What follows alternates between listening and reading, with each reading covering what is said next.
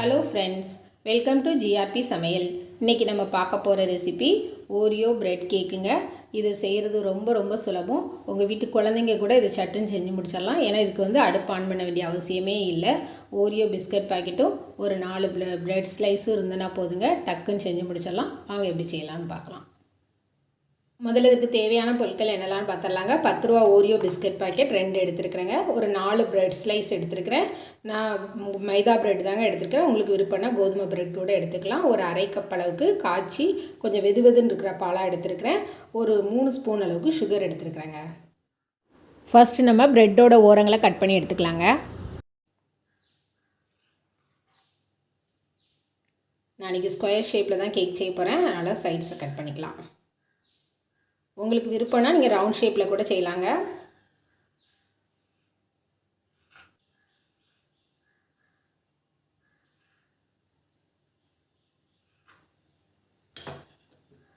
நாலு பிரெட்டுக்கு ஓரங்களை கட் பண்ணி எடுத்தாச்சுங்க. இதை வேஸ்ட் பண்ண வேண்டாம். இதை கொஞ்சம் காய வச்சு நீங்கள் மிக்ஸி ஜாரில் போட்டு பவுட்ரு பண்ணி வச்சுட்டிங்கன்னா பிரெட் க்ரம்ஸாக யூஸ் பண்ணிக்கலாங்க. இப்போ நான் ஒரு மிக்ஸி ஜார் எடுத்துருக்குறேங்க. ஃபஸ்ட்டு பிஸ்கட் தனியாக, க்ரீம் தனியாக நம்ம பிரித்து எடுத்துக்கலாங்க. க்ரீம் பிஞ்சிராமல் கொஞ்சம் கவனமாக எடுத்துக்கோங்க. ஏன்னா நம்ம இதை வச்சு தான் டெக்கரேஷன் பண்ண போகிறோம் லாஸ்ட்டில்.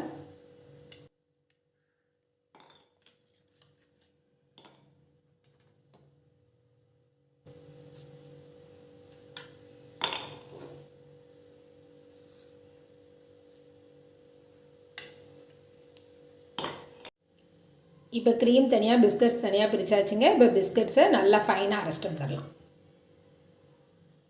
பிஸ்கட்ஸை நல்லா ஃபைனாக அரைச்சிட்டு வந்துட்டேங்க. இப்போ ஒரு மிக்சிங் பவுல் மாற்றிக்கிறேன். இப்போ இதில் நம்ம எடுத்து வச்சுருந்த பாலை சேர்த்து கொஞ்சம் கொஞ்சமாக மிக்ஸ் பண்ணிக்கலாங்க.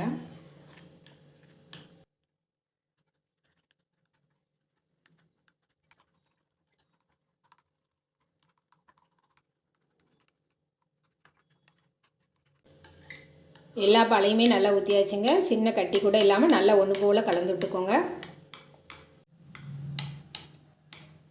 க்ரீம் நல்லா ரெடி ஆகிடுச்சுங்க. இப்போ இதை தனியாக வச்சுட்டு நம்ம எடுத்து வச்சுருந்த சுகரை எடுத்துக்கலாம். இப்போ நம்ம எடுத்து வச்சுருக்கிற 3 ஸ்பூன் அளவுள்ள சுகர் கூட 3 ஸ்பூன் அளவுள்ள தண்ணி சேர்த்துக்கலாங்க. தண்ணி சேர்த்து நல்லா கரைச்சி விட்டுக்கலாம் சுகரை. சுகர் நல்லா கரைஞ்சிருச்சிங்க. இப்போ இதை தனியாக வச்சுட்டு நம்ம இப்போ கேக் செய்ய ஆரம்பிக்கலாம். இப்போ ஒரு பிளேட்டில் ஒரு பிரெட் ஸ்லைஸ் வச்சுருக்குறேங்க. அது மேலே ஃபஸ்ட்டு சுகர் சிரப்பால் அப்ளை பண்ணிக்கலாம். அப்படின்னா தான் கேக் நல்லா சாஃப்டாக இருக்கும். நல்லா அப்ளை பண்ணியாச்சுங்க. இப்போ இதுக்கு மேலே நம்ம ரெடி பண்ணி வச்சுருந்த ஓரியோ க்ரீமை அப்ளை பண்ணிக்கலாங்க.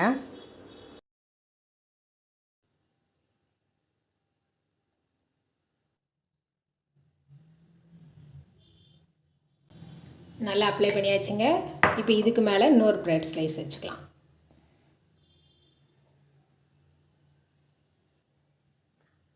இப்போ இதுலேயும் சுகர் சிரப்பு ஃபஸ்ட்டு சேர்த்துக்கலாம். இப்போ மறுபடியும் ஓரியோ க்ரீம்.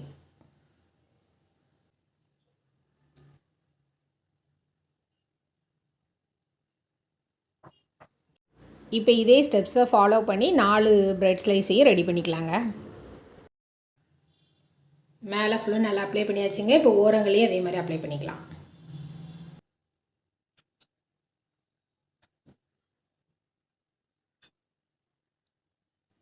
இப்போ நல்லா ஃபுல்லாக அப்ளை பண்ணியாச்சுங்க. இப்போ வேறு ஒரு பிளேட்டுக்கு மாற்றிடலாம். இது சைடெல்லாம் வடிஞ்சிருக்கனால இன்னொரு பிளேட்டுக்கு மாற்றிக்கலாம்.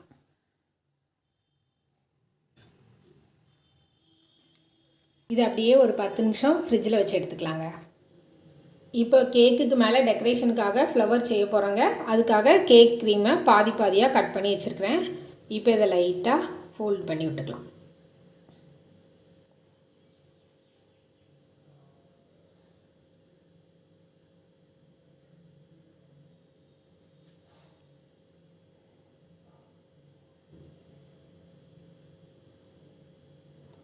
இப்படி ஒன்றுக்கு மேலே ஒன்றா வச்சுட்டு வாங்க, கரெக்டாக இருக்கும்.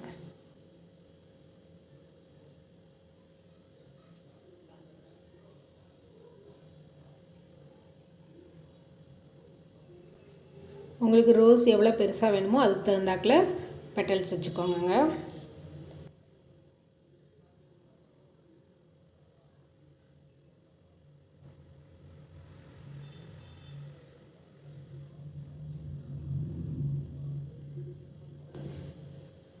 பாருங்கள் எவ்வளோ அழகாக ரோஸ் ரெடி ஆயிடுச்சுன்னு. இப்போ இது கேக் மேலே வச்சுக்கலாம். கேக்கை ஃப்ரிட்ஜிலேருந்து எடுத்தாச்சுங்க. இப்போ நடுவில் ரோஸ் வச்சுக்கலாம். இப்போ இதுக்கு லீவ்ஸ் ரெடி பண்ணிக்கலாங்க. இப்போ இலை செய்கிறதுக்காக ஒரு பவுலில் கொஞ்சமாக க்ரீன் கலர் ஃபுட் கலர் சேர்த்துக்கிறேங்க. உங்கள்கிட்ட ஃபுட் கலர் இல்லைன்னா நீங்கள் சும்மா கூட செஞ்சுக்கலாங்க.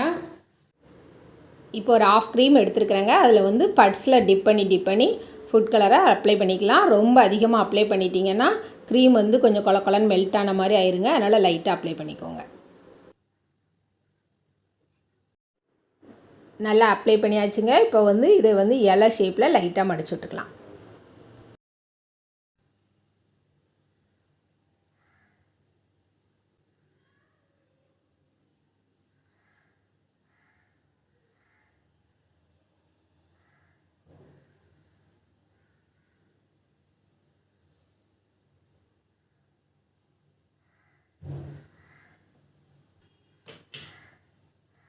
எல்லாம் ரெடி ஆயிடுச்சுங்க. வச்சிடலாம். இப்போ இதே மாதிரி நான் 4 இலை ரெடி பண்ண போகிறேங்க.